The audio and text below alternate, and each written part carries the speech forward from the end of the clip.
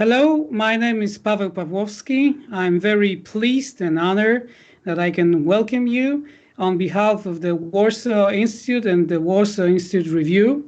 Warsaw Institute is a think tank based in Warsaw. Its focus is geopolitics, security, transatlantic relations and international relations, especially in the region of the Central and Eastern Europe. It's a big enthusiast of the Free CIS initiative.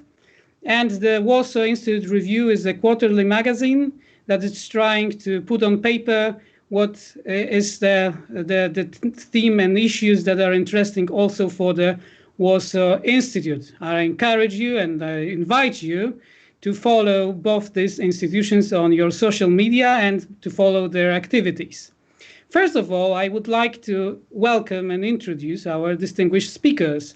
Mr. Ambassador Georgiu Magheru, former General Director of the Office of Romanian Ministry of Foreign Affairs, member of Scientific Council at the New Strategy Center, and our second guest, speaker from Latvia, Mr. Oleks Nikos, President of the Baltic Security Foundation, and at the same time, director of the Baltic Sea Security Initiative at the Jamestown Foundation. Welcome. I'm very pleased that you are here with us. It's a great privilege. Today, we are going to witness the event, the Geopolitical Unmasked, Belarus between Moscow and NATO's eastern flank. That's one of the key issues for the security of the region of the Central and Eastern Europe. For Poles, Belarus always has a very specific meaning. It's the ties, the cultural ties, and the common historic heritage of the Commonwealth, of the Polish-Lithuanian Commonwealth. Hundreds and hundreds of years of living together, existing next to each other. It is something that cannot be omitted, so our perspective is very specific. I hope not too sentimental at the same time, and there is always a threat of wishful thinking if we have too many sentiments. I hope that this is only a very tiny threat. Anyway, I'm very glad that we will have a chance to hear a completely different perspective from Romania and from the Latvia, and in the same time, in many ways, the American perspective on how we should perceive Belarus in order to see it in a proper way for security of our region. I would like to ask Mr. Ambassador Magheru for his remarks on the role of NATO's eastern flank for the security of the whole Europe, to begin with this bigger picture, and to ask about the Belarusian and Russian relations. These relations are very complicated. There are some issues in case of the energy security, some diversification of energy supplies. Also, we have some differences in, we consider some air bases and exercises like Zapad 2017. There are many, many cases that are quite interesting, and I wonder how you see them, and we all would like to hear you on these matters. Please, Ambassador, it's your turn. First of all, thank you very much for inviting me as representative of the New Strategy Center of Romania. We have a strong strategic partnership with Poland and with Latvia and Estonia and the three Baltic states. We are part of the so-called like-minded. We are always on the same side of the eastern flank and on the basics of our security perceptions and relations between East and West. The other point I would like to make is that I think we are privileged to have Jamestown Foundation behind us for this event. Those following Eastern Europe, but not only Eastern Europe, the Eastern flank, but Eurasia, rely very much on the expertise of Jamestown Foundation, be they professionals in government or think tanks, academia. I will start with the following question, which I think can be the main subject of our concern. Will Russia be tempted to resort to an external strategic diversion, as has already happened in the past, in order to deflect the internal pressure from the impact of the COVID pandemic, the slump in oil prices, and the consequent shortage of revenue for the state and the population, and the perspective of a global recession? So I think we have to bear this in mind when we start discussing. Now, we are on the eastern flank, but we are on a different position than either Latvia or Poland. We don't have the border with Belarus. However, we have the longest terrestrial border of NATO and with the Ukraine, also a neighbor, and we don't have to get into the hundreds of common history we all have with Ukraine. So, when assessing the eastern flank, we have to acknowledge that Russia has a unified strategic approach from the Kola Peninsula to the eastern Mediterranean. Therefore, we have to consider the overall security situation starting from the Arctic Ocean, the Baltic Sea, the landmass of our terrestrial borders, the wider Black Sea region, and the eastern Mediterranean. All along this extensive stretch of land, we witness scores of military exercises of varying dimensions within the lapse of a very brief number of years. For instance, in the 2017 Zapad, the 2017 Zapad was not only meant to test the interoperability of the Russian forces with their Belarusian counterparts, but to give a serious warning to NATO and especially to Poland and the Baltic states. Likewise, this year, the most important military exercise will be Kavkaz 2020, and NATO countries such as Romania, Turkey, and Bulgaria, or partners such as Ukraine or Georgia, will follow very carefully the deployment of Russian forces. But there are also other exercises involving Russian Belarus forces, some associating a third party, such as the Slava Brotherhood, taking place every year and including airborne forces from Russia, Belarus, and Serbia.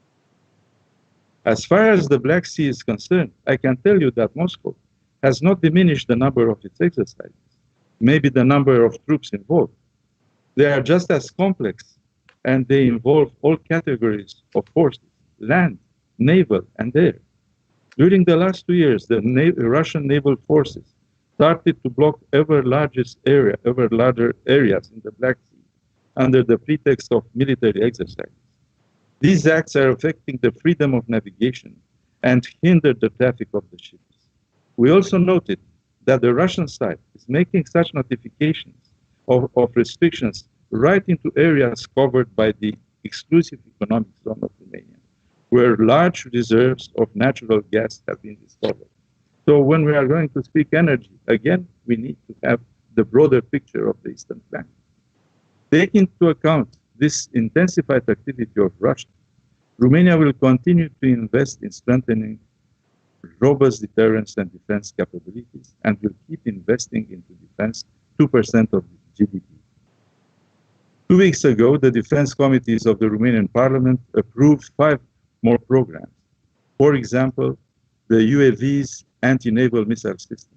We shall continue such investments, considering the security threats we are confronted with in the Black Sea region. Now, I will go north, completing the vision on the screen. The Belarus in the regional context. The subject is very complex and involves several actors, each being worthy of a separate debate. Russia, Belarus, you mentioned it. Belarus and the European Union. Belarus and the USA, interesting developments. Belarus and China. Energy. Oil and gas blackmail on Russian side but also the Ostrovets nuclear plant, indicative of Russia's exploitation of this file for geopolitical reasons, both vis-à-vis Belarus itself, but as well the Baltic states and Poland.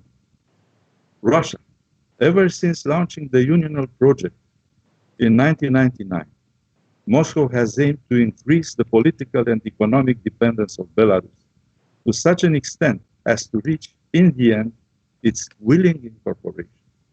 We are witnessing a new act in this long drama, as the negotiations between Presidents Lukashenko and Putin have not resulted on a compromise on the deepened integration. Just to mention a few bones of contention: single currency, single fiscal system, supranational institutions, or neglect of Belarus expectations on gas. What next? Alternative sources in Norway and Azerbaijan helped Belarus to survive so far on it. The impact of the COVID-19, the constitutional reform on the perpetuation of President Putin's power, has not softened Moscow's aims on Belarus. So Belarus will remain a reserve plan. Propaganda and media campaigns are taking place on both sides. The May parade in Minsk has served as a platform for the international aura of President Lukashenko, but it was attacked on the other side by Russia on the management of the pandemic, and the Orthodox Church, the Orthodox Patriarch in Moscow intervened in the religious affairs of Belarus. What will happen with the presidential campaign in August, which will probably be based on President Lukashenko's claim to safeguard the sovereignty and independence of Belarus? There, again, we have an important deadline on the 6th of June for the extension by 25 years of the 1995 bilateral agreement on stationing on Belarus soil of strategically important Russian military objectives. Uncertain outcomes. Radio location Volga for identification of medium and short-range missiles, 4,800 kilometers range. Radio electronics center Vileika for strategic Russian submarines and also spying on NATO. Whereas Belarus claims Russia is denying its access to sophisticated material at affordable prices. United States. It's very important that after 12 years, the United States has dispatched a new ambassador in the person of Judy Fisher, a very Belarus.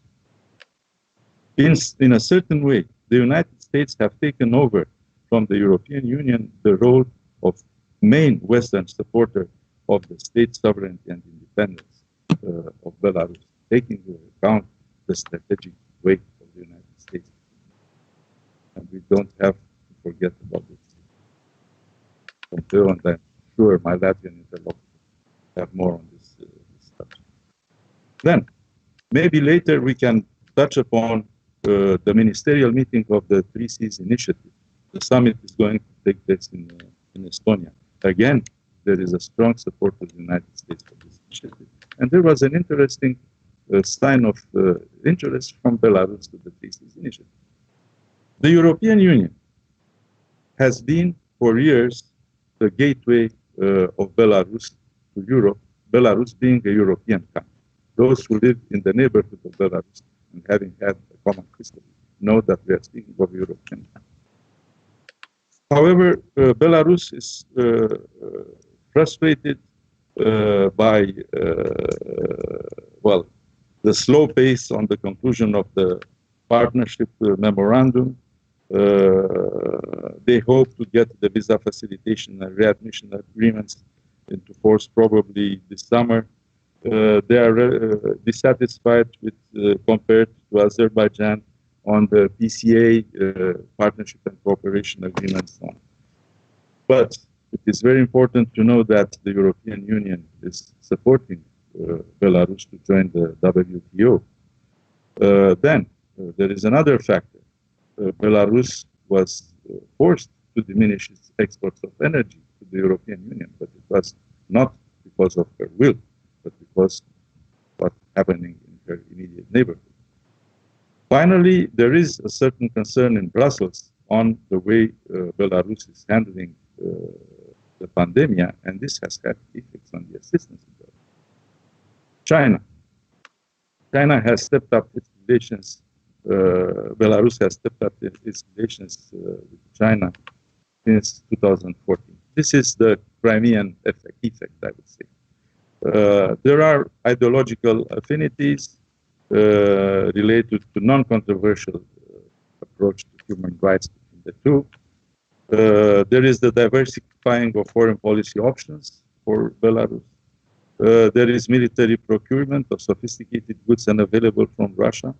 For example, the ground missiles Polonez. Then you have the Belt and Road Initiative, the Great Stone Industrial Park, and the aim of Belarus to become a hub between the East and the West. And finally, there is a $500 million grant by China to Belarus.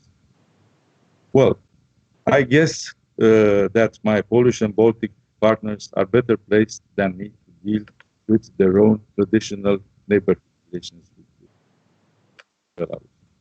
However, what I want to point out here is that there is no single country resulting from the dismantling of the USSR where there have not been created sources for blackmail, conflict, or limitation of sovereignty.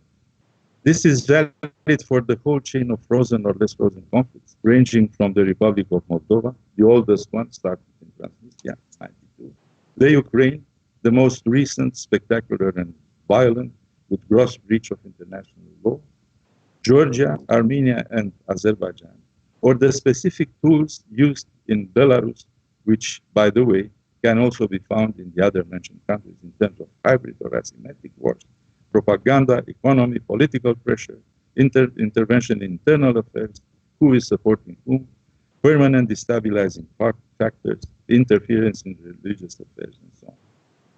So, we have to be present, we have to step up dialogue with all valid interlocutors in Belarus, and we are doing this.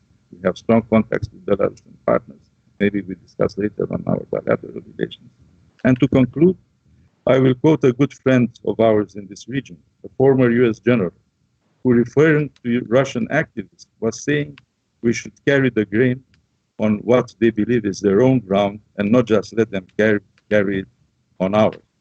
We are in for the long haul, but as we can see, strategic surprises may occur overnight. Thank you very much.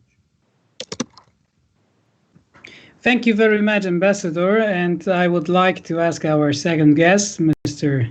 Nikers, who is from Latvia, but we can see behind him the American flag, and this is not without a reason. He's trying to tell us something without words, but we would like to hear you today. And I would like to ask you something more about the geopolitics of Belarus, and how do you see the possible cooperation between Belarus and Western countries? And on the other hand, the idea of the unification of Belarus and Russia, and what are the possible implications of this process? So, Mr. Nikos, I would like, the floor is yours. Hello, everyone. I am glad that you all are doing well and stay healthy. I represent Baltic Security Foundation. We are in Riga and Latvia-based organization which aims to promote Baltic and Baltic Sea regional security through analysis and projects that facilitate knowledge, understanding, and cooperation on the regional security matters. Also, I'm senior analyst for the Jameson Foundation, as it was mentioned, and thanks to the Jameson Foundation, we do Baltic Sea Security Initiative, which is also supported by the American Freedom Foundation.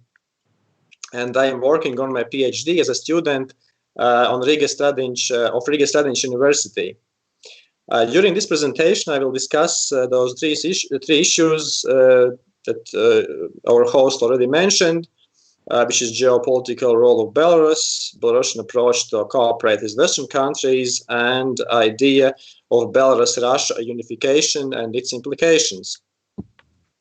Belarus plays a major role in regional security, especially when we look on relations between European NATO and Russian Federation. For a long time, Belarus was kind of an ugly duck abandoned by Western Europe, European Union, and hated by America. Solid sanctions are suspended but still placed by United States. If you went to Belarus like in 2007, you would experience a travel in a time arriving back in USSR in mid-80s last century. It was only economically determined friendship with Russia that fueled foreign affairs of this country.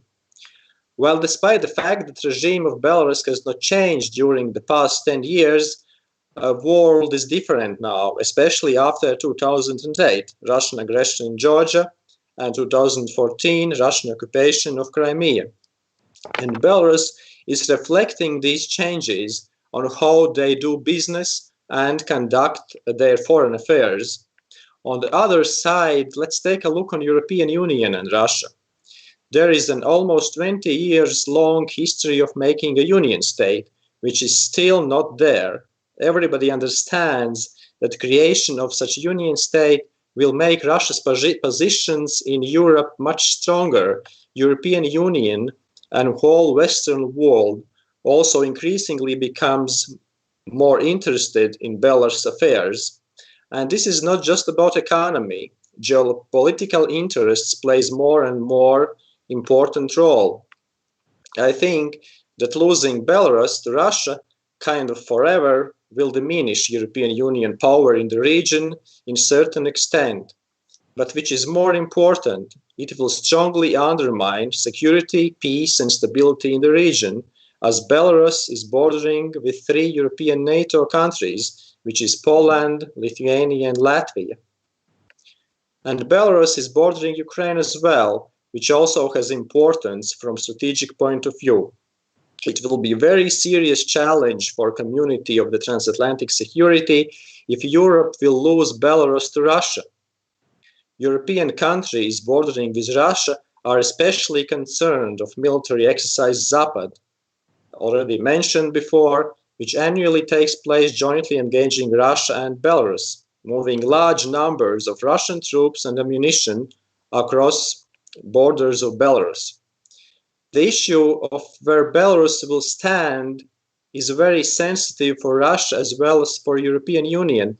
Russia has already lost its geopolitical battle for Ukraine, and it would be too painful if Belarus would slip out of the more or less strong grasp of Kremlin as well. From Russia's point of view, this is the area that has historically been the prominent invasion route of European powers like Germany and France into Russia and vice versa. Russia took control of Belarus from the Polish-Lithuanian Commonwealth in 18th century, incorporating it into the Russian Empire and then into the Soviet Union. And the 20 years of independence since the fall of the Soviet Union is the longest Belarus has now in its modern history, but it still in many ways serves as de facto buffer state between Russia and Europe. Belarus was one of the most industrialized republics of the Soviet Union, and it still maintains a large industrial base centered in its capital city of Minsk. From one side, we see how Russia and the West is becoming involved in more articulated geopolitical battle for Belarus. At the moment, when Belarus is entering this game, and this is the most important game changer that has happened for the past 2 decades. We already see this game ongoing in economic and political areas. So, from the other side, it is the question of the position of Belarus itself. Already back in year 2011, Lukashenko reiterated that Belarus has a particular place in Europe that necessitates a balanced interaction between the 2 poles of power, which is achieved by means of strategy of an equal proximity to the East and West that allows Belarus to benefit from the geographical position and the transit and industrial potential of the country. And this geopolitical system includes balancing and independence and integration with Russia. With European Union, it's basically balancing. Russia and the West are engaged in a strategic competition for influence in Eastern Europe. It is fair to say that the situation still remains the same. This is the status quo now, but we also may be sure that this will not last forever. To which side Belarus will fall still is a question of if, but at the same time we keep asking when and how it will happen, even if neutrality would be an option for Belarus. This leads to the question of Belarus' approach towards cooperation with the Western countries. First thing to have in mind is that all past, existing and possible cooperation for the nearest future between Belarus and Western Europe lies on the economic grounds. Dependence of the Belarusian economy on the Russian market is still in place, while the export share of the European Union has a growing trend. At least there is a strong appetite for Belarus to trade with European countries, and Europe also has the same interest with Belarus. The significance of the European Union to the Belarus economy, security and foreign policy becomes obvious when we take a look at the regional map. Belarus borders 3 European Union member states. The total length of the border between Belarus and European Union amounts of 1,280 kilometers, which is only 3 kilometers shorter than the Belarusian and Russian border, and about 200 kilometers longer than Belarus border with Ukraine. This geography determines Belarus' basic needs in international affairs, where the European Union should have a special place, both politically and economically. However, for about 2 decades, relations between Minsk and Brussels, as well as Belarus' bilateral relations with individual European Union member states, remained poorly developed. Moreover, since 1991, they have experienced several crises resulting from the European Union's critical assessments of the situation pertaining to democracy and human rights in Belarus, and the European Union harsh reactions to that criticism. Belarus' major trading partner countries for exports are Russian Federation, Ukraine, United Kingdom, Germany, the Netherlands, and for imports they are Russian Federation, China, Germany, Poland, and Ukraine. However, in predictable future, Belarus is not likely to fall in hugs and marriage with the European Union, as this act would require not only deep love towards Europe from side of Lukashenko, but substantial political and economic reforms in Belarusian society, which might someday come on horizon, but still it's not there. In its approach to cooperate with Europe, Belarus strongly observed balancing and neutrality. In the process to regulate Russian and Ukrainian conflict, Belarus hosted Minsk summits. This fact has helped to facilitate Belarus' rapprochement with the European Union and to a lesser extent with the United States. But Belarus did not become the host by default. It happened because the country took a neutral stance on the Russian-Ukrainian confrontation in the first place. Belarusian neutrality, in turn, propelled the rapprochement with the West, which helps Minsk to diversify and balance its foreign policy. However, Minsk would find it increasingly difficult to sustain a neutral stance amid the Russian-Western confrontation without its current status as the ground for Ukraine talks. Losing this role would automatically deprive Belarus of the core argument for why it cannot join Russia in its anti-Ukrainian and anti-Western campaigns, especially as the tensions continue to exist. This logical circle explains why the authorities of Belarus cling on the status as a host of the Ukrainian negotiations. In today's regional geopolitics, this status is the only way for the country to stay out of Russian-Western confrontation and improve its own society, its own security, This February brought Belarusian foreign policy another remarkable turn of activity when Lukashenko met with US Secretary of State Mike Pompeo and Russian President Vladimir Putin.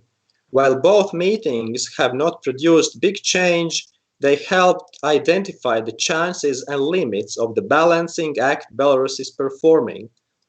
Pompeo had a rather cordial meetings with Lukashenko. This atmosphere was clearly defined more by external factor of Russia and less by the substance of bilateral relations. With Russia's growing assertiveness in international affairs, Washington is taking note of Belarus and is gradually rising it through the ranks of US foreign policy priorities. Importantly, Pompeo underscored that progress in the human rights and democracy area in Belarus remains a precondition to lifting US sanctions.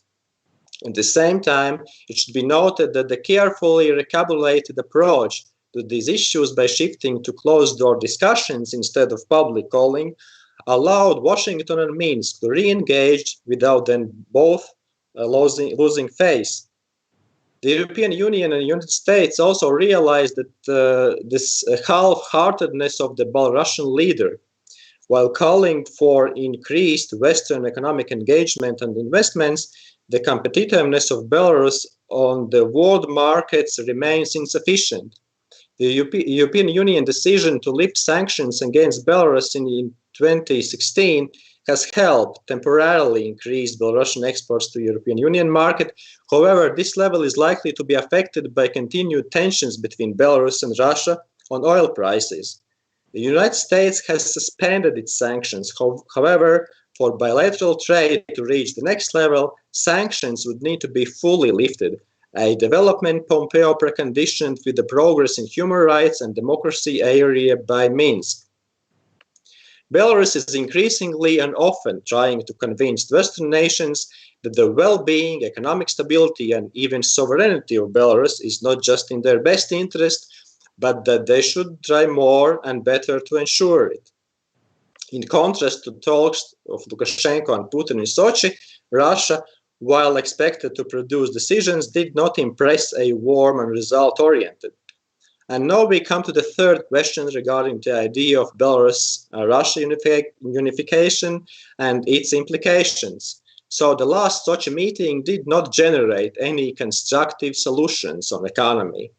Lukashenko's frustration was revealed in just a week when he speculated on the real intentions of Russian reasons of repeatedly failed talks, which is not integration and, as he called, but absorption of Belarus. However, in the same set of statements, in contrary, Lukashenko promised to continue integration with the Kremlin, confirming that he still sees relations with Russia as the most viable alternative for Belarus. This duplicity of Lukashenko's approach reveals the limits of this balancing act. To respond to Kremlin's hands-twisting, to reduce dependence on Russia and to increase an overall resilience to external threats, Belarus needs economic, social, and political reform. Strong society is a precondition of a viable nation. Many analysts think that Lukashenko, when repeatedly dismissing real reforms and seeing them as precursor to broader changes in the society that could bring the end to his rule. Is it true that in this case Lukashenko sets his personal priorities above Belarusian independence itself? Many still view Belarus' foreign and security policies through the prism of several popular but simplistic narratives. One of them classifies Belarus as Russia's geopolitical backyard, and so tends to interpret every international move by Minsk as dictated by the Kremlin.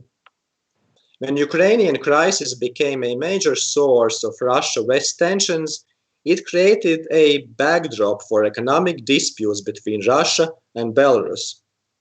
While demanding clear economic integration proposals from Russia, Minsk also fears losing its national identity during the next stage of economic integration. Belarusian officials point out that they have an independent position and have made increasingly sharp official statements regarding the sovereignty of Belarus. The treaty on the creation of Union State of Russia and Belarus was signed on December 1999. The intention was to achieve federation with a common head of state, parliament, flag, coat of arms, anthem, constitution, army, citizenship, and currency, things that never happened so far.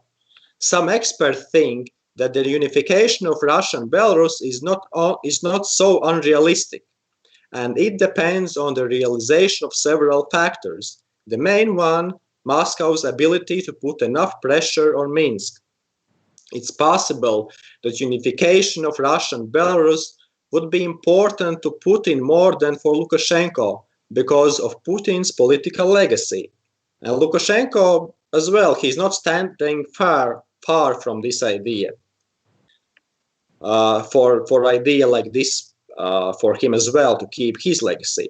Lukashenko on his turn has tried to play a very fine game to make concessions to get money from Moscow if necessary, but at the same time he has tried to maintain good relations with the West, especially the European Union.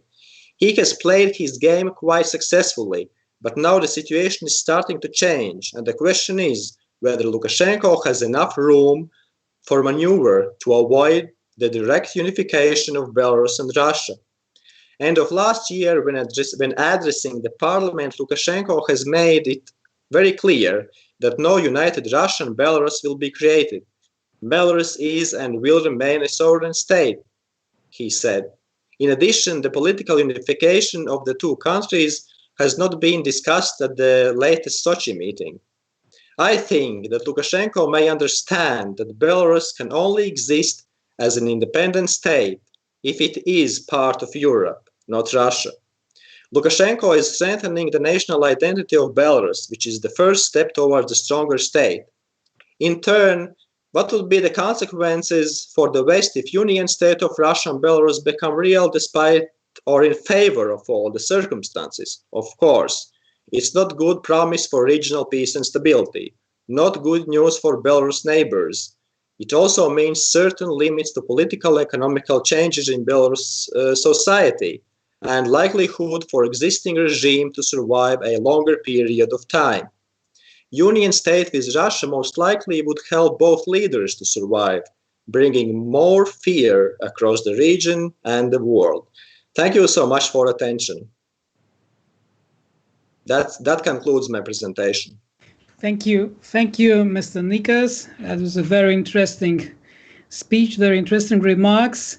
I encourage our viewers to write their questions on our social media profiles, because we would like this debate to be more engaging for the audience. And but before you will ask your questions, I have my own, and I think it's a good occasion to ask, what are the Belarusian relations with your countries? I would like to ask first Mr. Ambassador to tell us something more about relations between Belarus and Romania. It is not widely known in Poland, and we would be very, very grateful if you could make it more clear for us. Well, I happen to have followed for almost 2 decades or more the waltz or ballet between Minsk and European institutions, for instance, with the Council of Europe, where the assessment of this human rights organization has been critical related to the objective of Belarus to join this, which is and has been for the new members of the European Union stepping stone, because the standards entailed were how to say unbreakable from the process of accession to Europe. It is interesting to have remarked, and I think Mr. Nikas also said, there has been an evolution also related to the internal developments. Remember the electoral cycles, which were very often dramatic. The question of relations between power and opposition. and here Poland, Lithuania know very well history of the Belarusian. But Romania has established diplomatic relations with all the countries resulting from the former. And our basic aim was to strengthen their independence and sovereignty. As I said before, all our neighbors resulting from the former Soviet Union are hostages to planted long-term conflicts. Belarus has a different specificity. We don't have time here to get in the process of nation building in Europe and the history of states, which is very interesting. Starting from the First World War, border changes in the Second World War, another process with the dismantling of the former Soviet Union, former Yugoslavia, and so on. Here, I refer again to Mr. Nickers, the question of nation building and sovereignty related to national identity. What has Romania done as a state?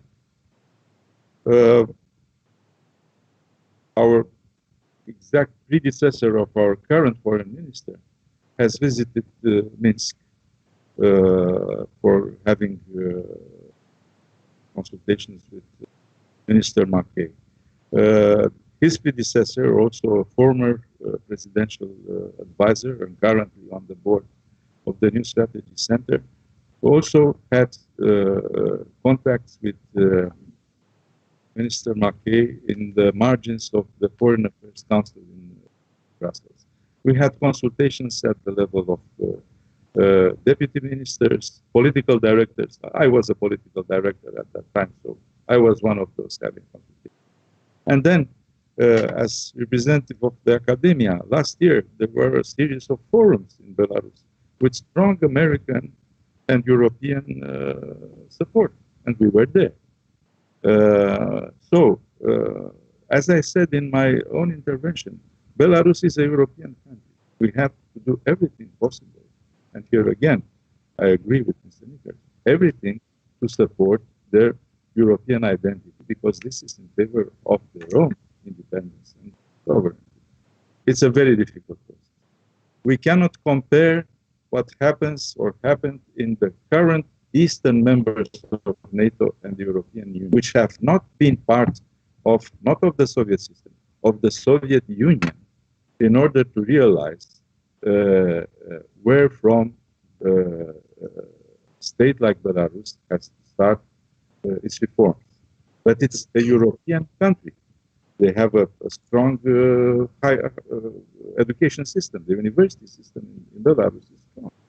I mean, they have all the ingredients for this. But again, we have to return to the history of nationality, nationhood, national identity in the former Tsarist Empire and the other empires which were dismantled in the First World War. And understand that there have been processes of arrested evolution of identities, which take their time, but they are there. You cannot wipe them out.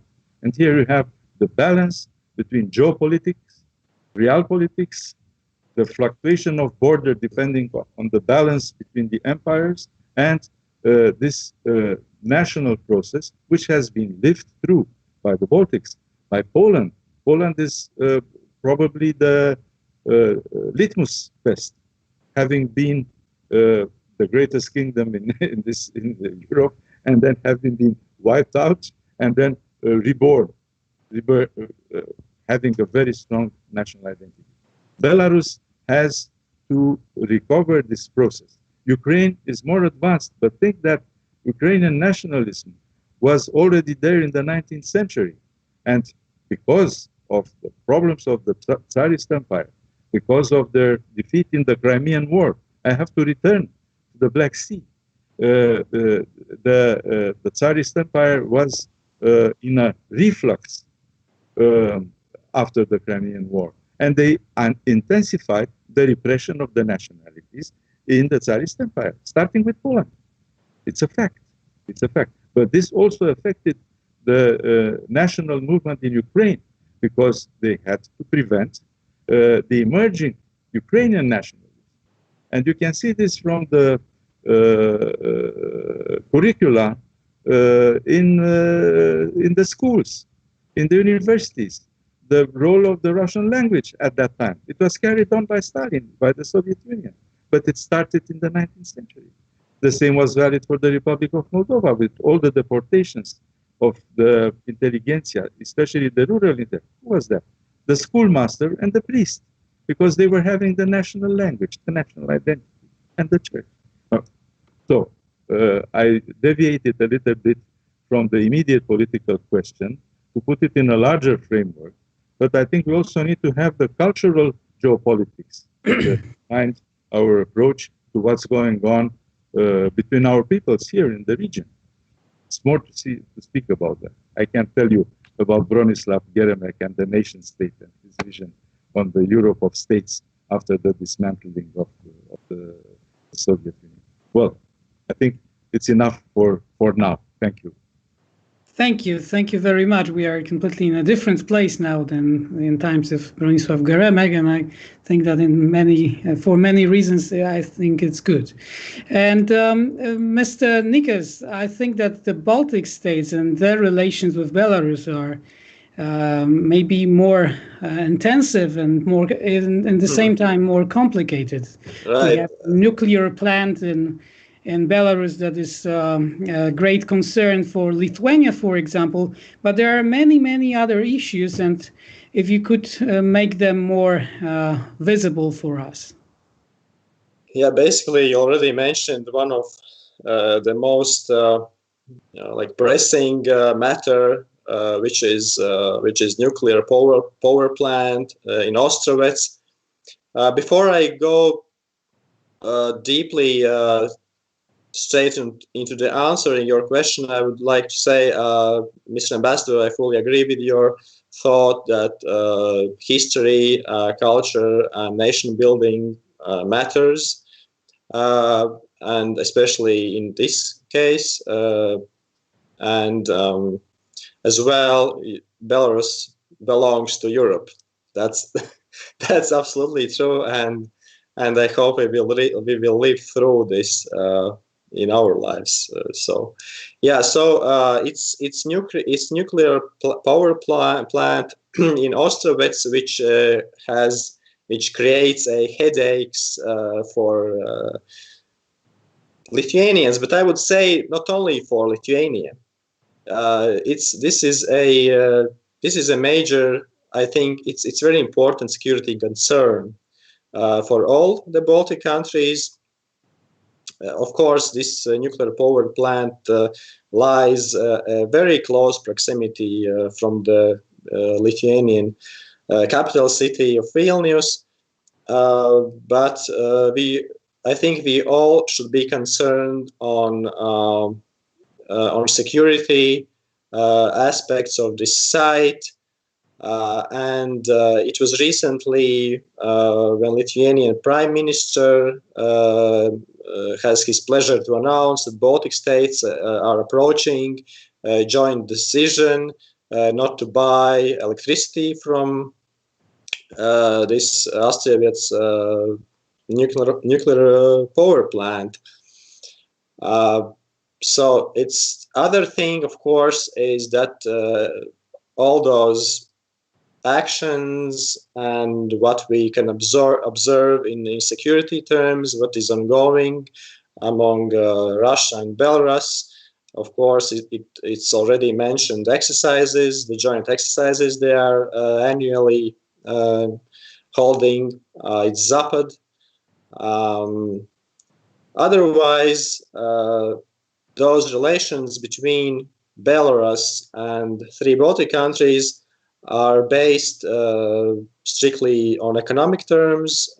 So we are buying some products from Belarus. So we're exporting something to Belarus, and in that sense, it works so far. And I would say there are many products from Belarus that are really good, observes our European standards as well. But of course, these issues remain, and then the foremost and basically these are security related concerns.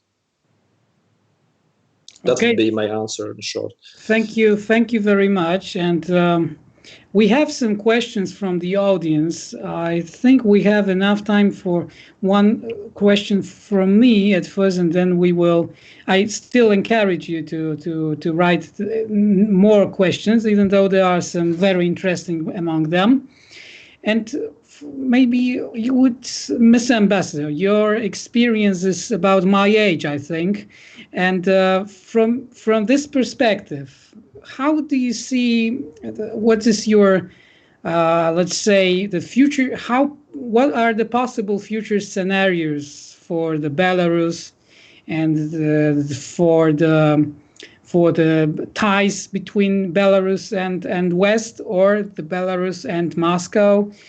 Because there are some, of course, we cannot foresee how it will look like. We know that we have now pandemia that no one would think about it about, I don't know, 4 months ago, or maybe half a year ago, let's say. And now we are in a situation that is unbelievable. And but still, we have some future scenarios. We have to think about them. And from your perspective, with your experience, how do you see what the future may bring for us? Well, I would be happy to have Nobel Prize for forecasting. I don't think I am wise enough and clever enough. Now, it is true that I have about 30-year experience in international relations, but I think I'll try to answer, returning a little bit to my intervention earlier at the beginning of our debate, and also to my comments on the relation between tradition, culture, history, and the shaping of national identity. You may remember that I started my intervention with what I considered that is the fundamental question for our discussion, whether Russia will be tempted to resort to an external strategic diversion through Belarus due to the consequences, strategic surprise. This is one kind of question.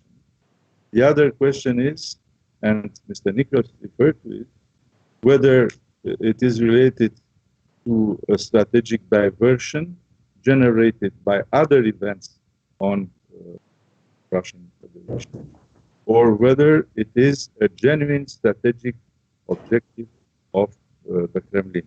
Because when I say the Kremlin, I am not referring to one person, I am referring to the continuity of a geopolitical drive. So I think a beginning of an answer to your question should be the future of the Russian Federation. And I think all our questions in the immediate neighborhood, especially for us on the eastern flank, should start there. Because depending on the shaping of the vision on foreign policy of the Russian Federation will flow attitude towards the international law. And here we had the case of 2014 with the illegal annexation of Crimea, not to speak about the intervention in the Donbass and so on. But we have a long stretch of events, starting with the dismantling of the former Soviet Union, indicating that all this, the French call it glacis, all this gray zone, which they called Kozyrev, I think, the near abroad, is, as I said, hostage. And every one of these hostages has its own peculiarity. So, returning to Belarus, what would be the tipping scale for Belarus as to the Union Act started in '99, And the other scenario, which I mentioned earlier, which is,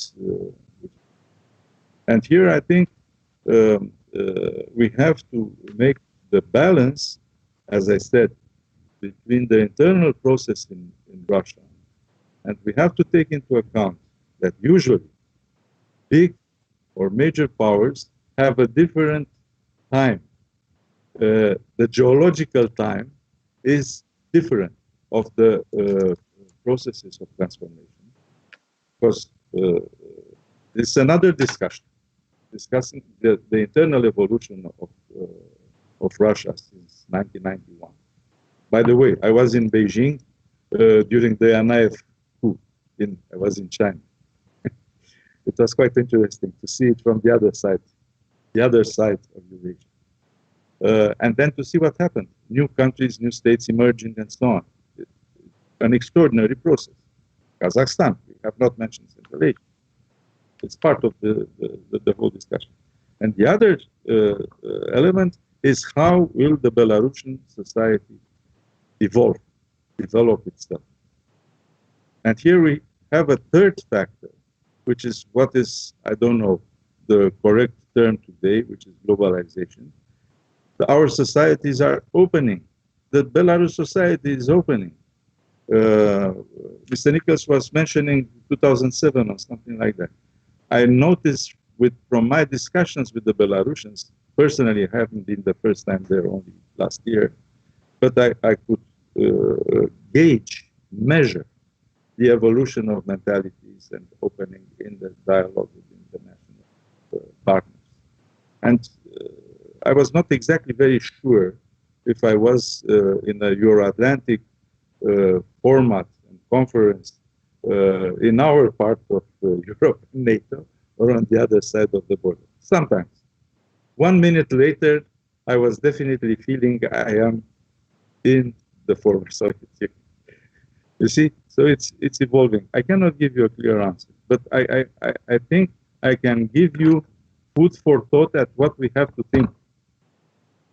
Thank you very much. And I would like to say that all the questions sent by our viewers are interesting. And I would like, this is also about forecasting. I would like to ask you, Mr. Nichols, how do you feel about the presidential elections in Belarus? Do you think that Russia will try to influence these elections? Do we have to expect some actions conducted by the special forces, or it will be like it used to be in the past? Or how do you think? How do you feel about it? It's again about the future kind of question, and of course at the present situation, what we are having within Belarus and how the processes are being conducted, and the present status quo suggests us that it's hard to expect any major changes, any major shift in the result and how elections will be conducted. Of course, Russia is clearly interested in preservation of Lukashenko regime, while I would say that other forces, of course, Mr. Ambassador, you're right. Society is awakening. Society is. There are developments, certain developments that might help in the future. But at the present time, I would not say that society would be really that level of readiness would be achieved and succeeded. That these next elections would be a turning point in that regard. So of course there will be they might be signs of not compliance, not satisfaction from side of society, of course, But again and again, we might expect the same results as we did it for past 20 years. And of course, Russia is strongly interested in that result. So thank you for that answer. And another question from our viewers is about the Chinese relations with Belarus and their impact on the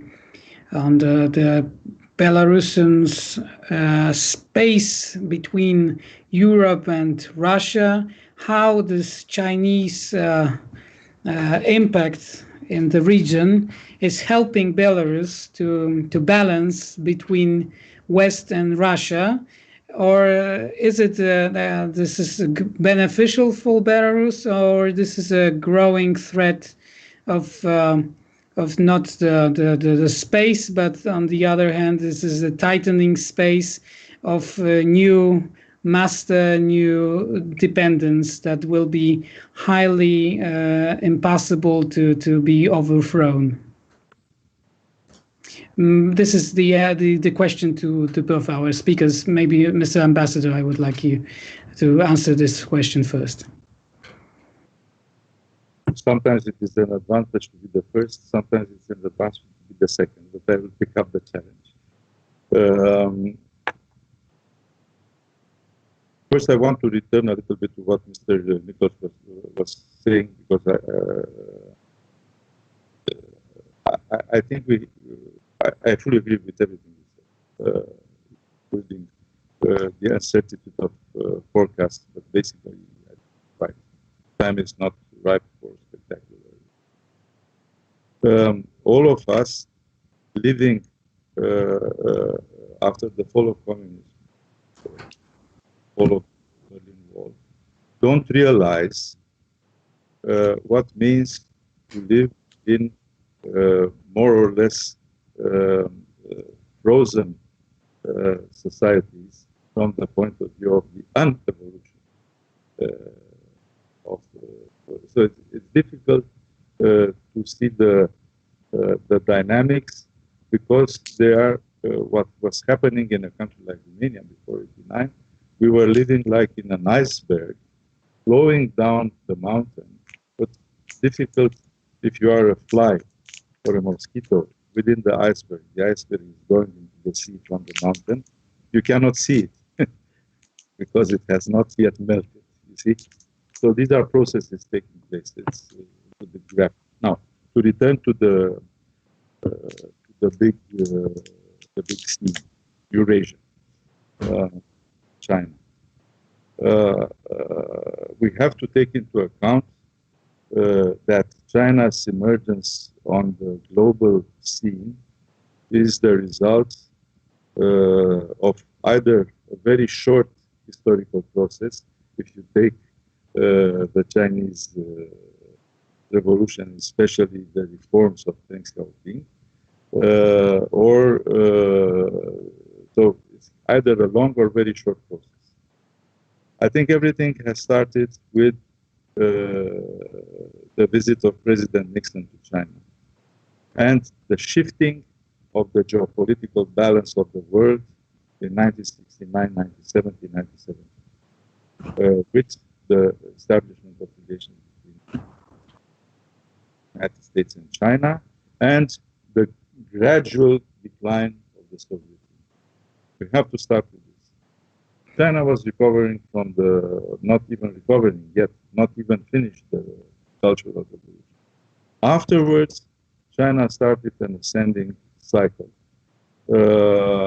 which was marked by a very dramatic moment, which is there today, when so many things happened in Europe.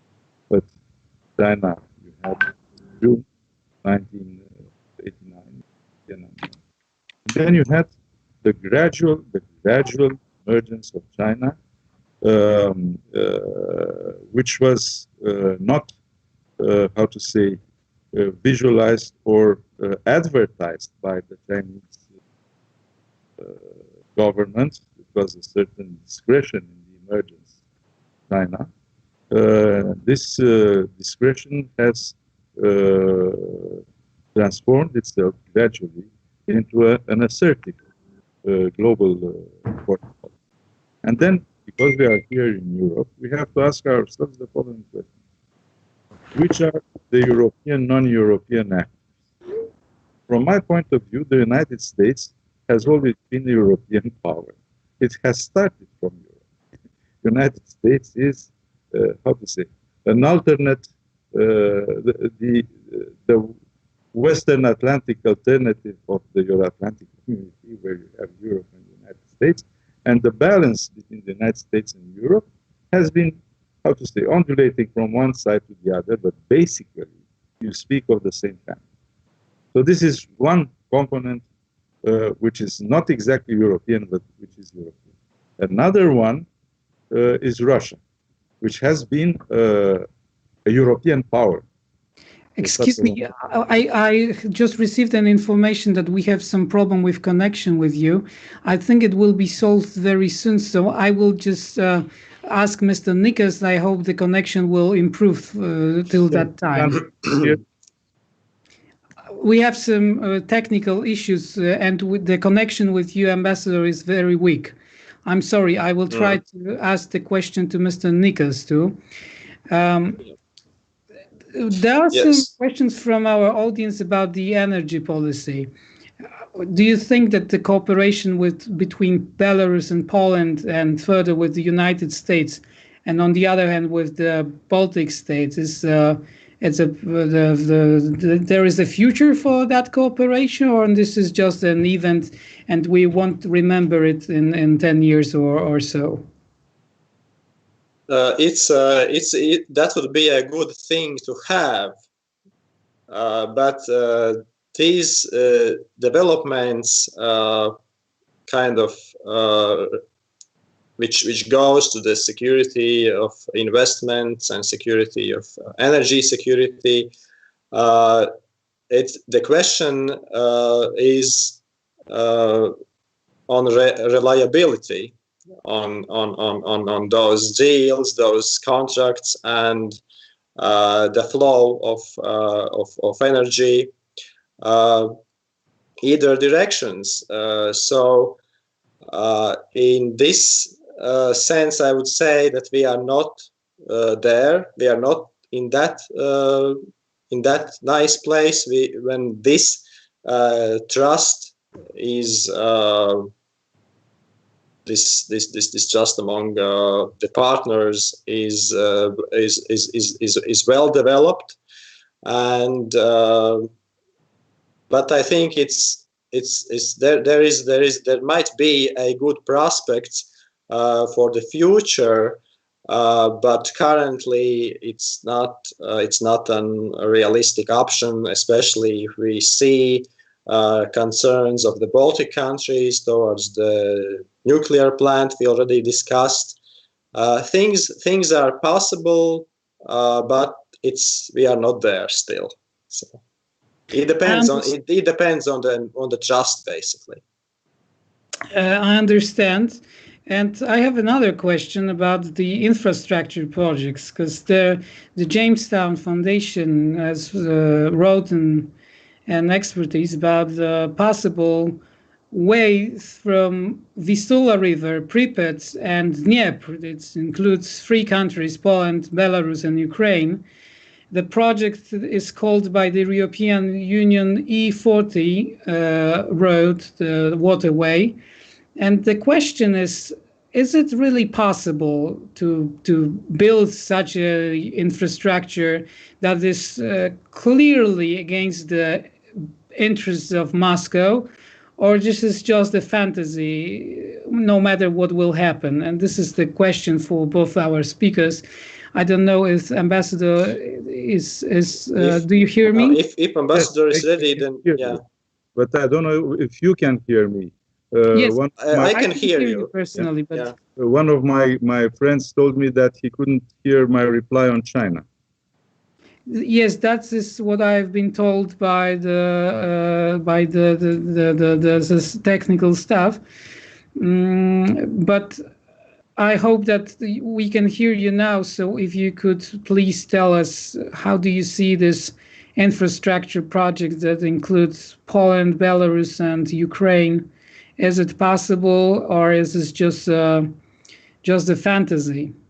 Because there is an interesting point of view from European Union that it's interested in, and the United States also see some benefits from that. And clearly Moscow is not satisfied even with the idea of E40 project. I will be very candid with you. If I were an attendee, I would have put the same question to the speakers, because I am interested to learn more about this project, because it is very interesting for Romania. Let us, this is the old, what was called an alternative of the Variag route, so to say. But let us come closer to our home, to our house, which is the Three Seas Initiative. Because the Three Seas Initiative, and I mentioned it earlier, has also benefits from an American interest. Part of this interest is related to the autonomous infrastructure within the eastern flank of the B9 countries, because we are here, you have to complement the infrastructure geoeconomic, geostrategic approach with the security approach. And you see that some place they merge together. Now, the question is, again, we have to return to this forecasts. If such a project comes through, it means a geopolitical irreversible transformation of the region. I think we in this part of Europe can only be happy if this will happen. The question is it possible to happen in the current conditions? And I'm returning now to the assessment of my partner, Mr. Nickers, if you can anticipate some transformations sooner or later. Such a project will not take shape, even if economically viable, if you don't have the geopolitical and geostrategic conditions to achieve it, because it means a fantastic change in the balance in the region. That's all I can say. I want to learn more about the project. Thank you. And how do you see this project from Latvia, especially, and what is the perspective of the Jamestown Foundation? Of course, again, this is a question of trust among the partners, readiness to cooperate within such a serious projects. And I agree with with His Excellency Ambassador that, of course, it would be a big game changer in the region. Absolutely.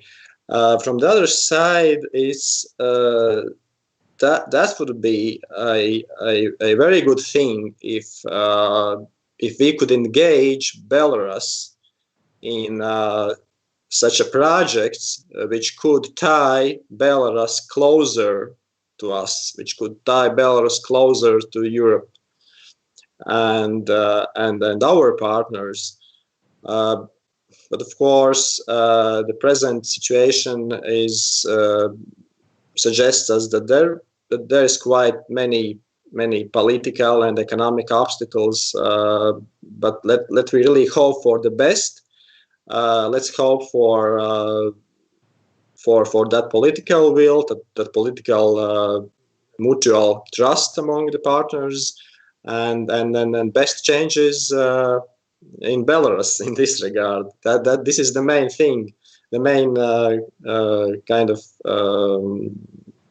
that piece of this chain is Belarus itself. Thank you very much. And Belarus is our topic today. And we have a question from Belarus. What specific steps could be taken by NATO to advance its relationship with Belarus? It's a question to both our speakers. Ambassador, please tell us, how do you feel about it? I think I can give a very simple reply. What are the steps Belarus can take in order to get closer to NATO? I think this is the way you have to put it. Thank you. I think there are always both ways, and we have to think about both partners and both sides of these relations.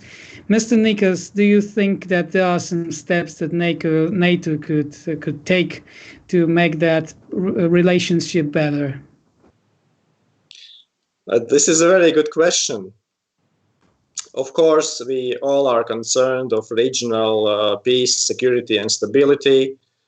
And if in some imaginable kind of world we could have Belarus as a partner for any initiatives that could facilitate, could foster, could benefit to the regional stability and security, that would be very nice. But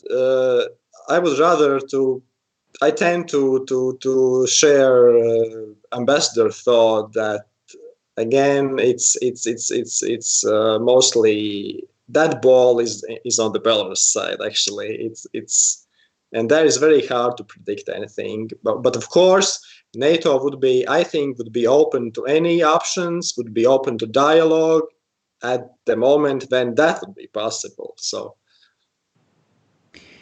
Thank you. And the question that is a little bit different from the previous one, it's about the people of Belarus and the perception of NATO and transatlantic relations and European Union. And do you think that the European Union and the European identity is more attractive for the people from Belarus, for Belarusians, or is it the transatlantic security itself attractive for them? What do you think about it? It's a question for both our speakers. So. Ambassador, you will go first. I think you are closer to... I can reply on my more limited direct contacts with Belarus, although they have a certain length in time, but I think you are closer to the immediate perception. So, as you wish, I can talk to you. Okay. So, if I may answer this question. Yes, Mr. Nikos. So, of course, every individual, a person is really the first thing that is of his or her interest is to have better standard of living for their and their families. So they are very well aware of living standards in the European Union. And so I think that is very appealing to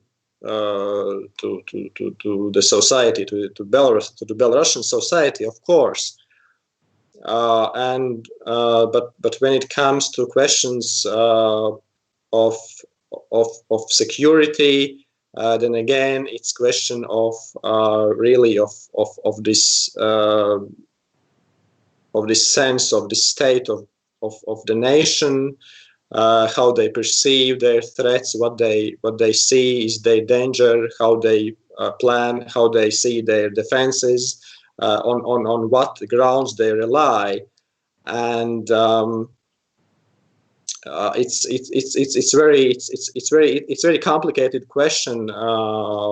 I think first place we can put European Union, economic things, social things, if as far as it goes to the society of Belarusian society, and and then other matters, it's another discussion, maybe in another time. May I add something? May I add something? Yes, please. From my experience, one of the most educative places is an airport. And you can see both in Minsk who is going where. This is important, and Europe is, I think, but you have the double direction. You have Europe, the European Union, and the Russian Federation or the former CIS. Okay, but and you China. have. I will return to China, but I'm speaking of the mental framework. The mental reference is first and foremost between Russia and imagine the number of Belarusian Russian speakers.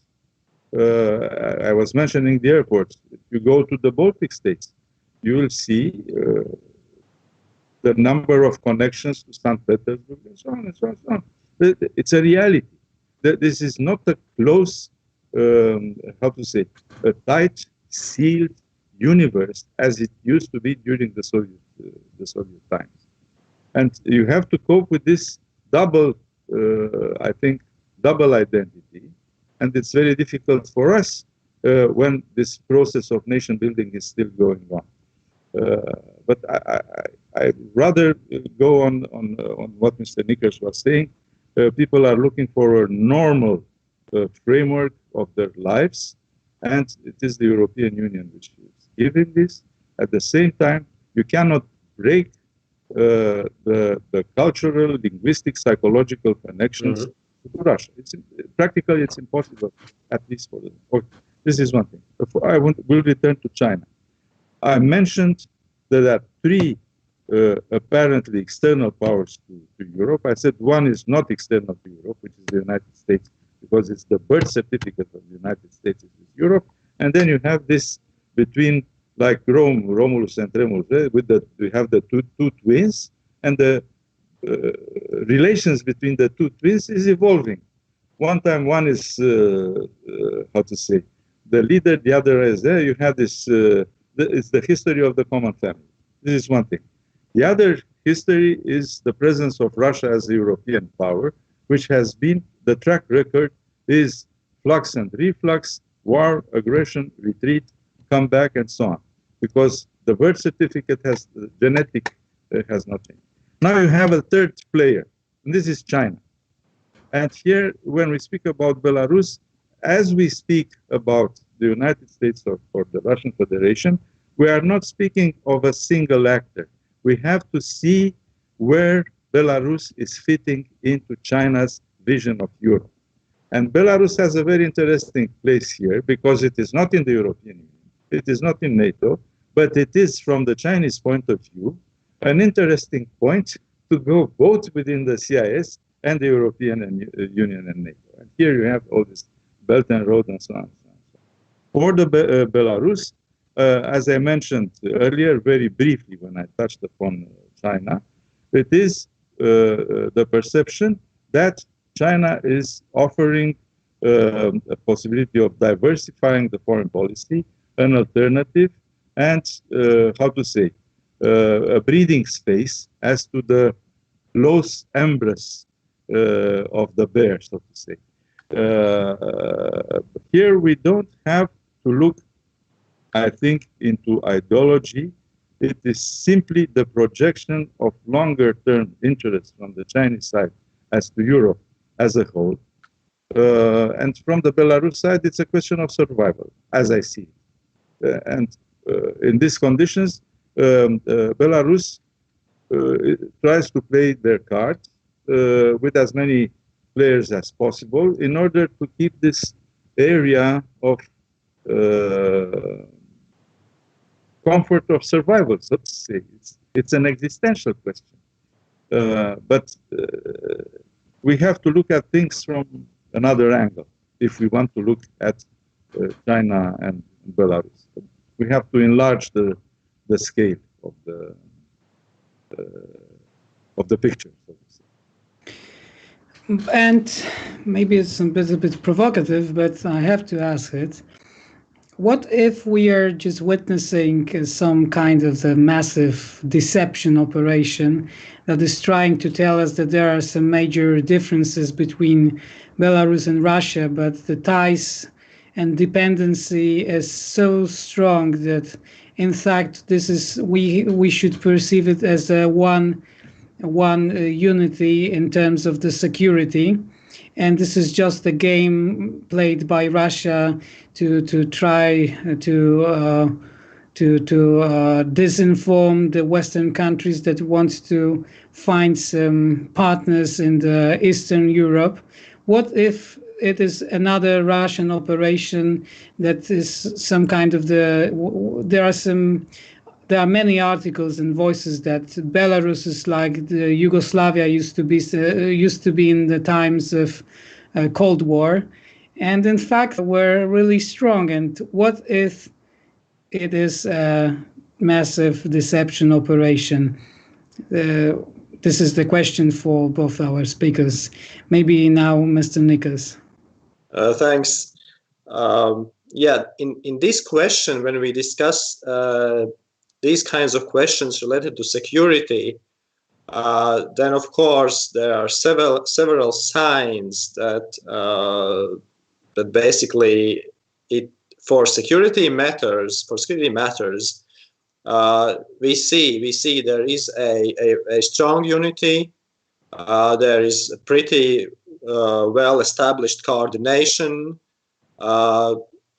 These are those exercises. Of course, Lukashenko is still opposing major bases in Belarus, but otherwise we see sometimes complete merge of, let's say, if we take security, those security forces, intelligence, and those exercises.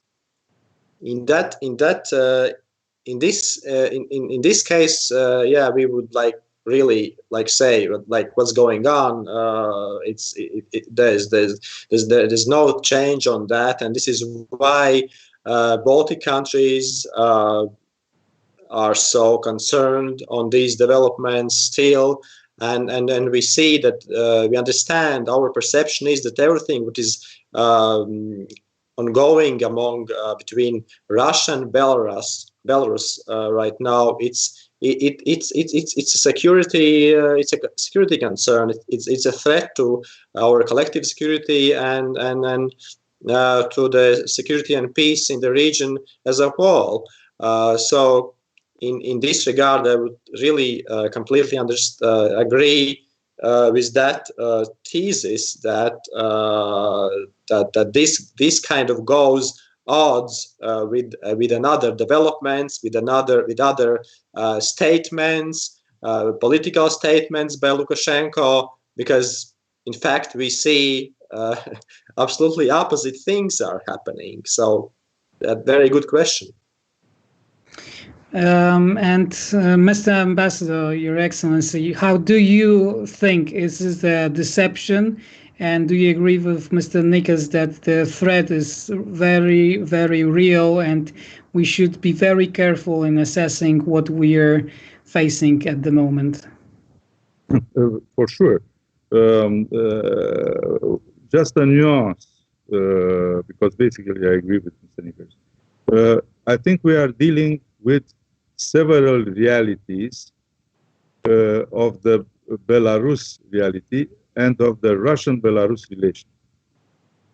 Maybe one component of the question, I mean the answer to the question, it is true, but it is not all the truth. I think there are several things happening at the same time, and some may lead to the validity of the question and confirm it, but others don't. And this is what's happening now. It's the balance, tension of a process which we don't know yet which will we go. On the other side, I mentioned earlier, you have the internal time related to Russia's own process, and you have the internal time related to Belarusian own process. Sometimes maybe the question you asked and the cautiously reflected is there. It is a reality, but it's the reality of one segment of interest and power, not of all the segments of interest. I don't know. It's a.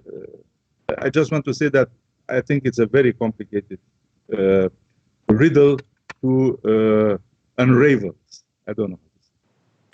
Thank you very much. I think we received many answers, but it seems that there are many questions for the future between and to what the future will bring us and what will be the state of affairs in Belarus in future and who will be their ally. But, well, we know now more than at the beginning of this evening. Thank you very much. Thank you, Ambassador Georgiou Magaro. Thank you, Mr. Olaf Nikas. These are our guests today. We are online, so the applause, we can't hear the applause, but I'm sure there is one. Thank you very much. Thank you for joining this debate. And thank you, the organizers, the Warsaw Institute and the Warsaw Institute Review.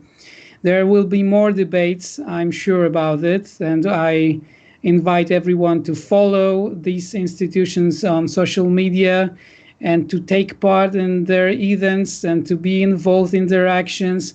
Many interesting issues, many interesting distinguished guests as it was today. Thank you very much and have a nice evening.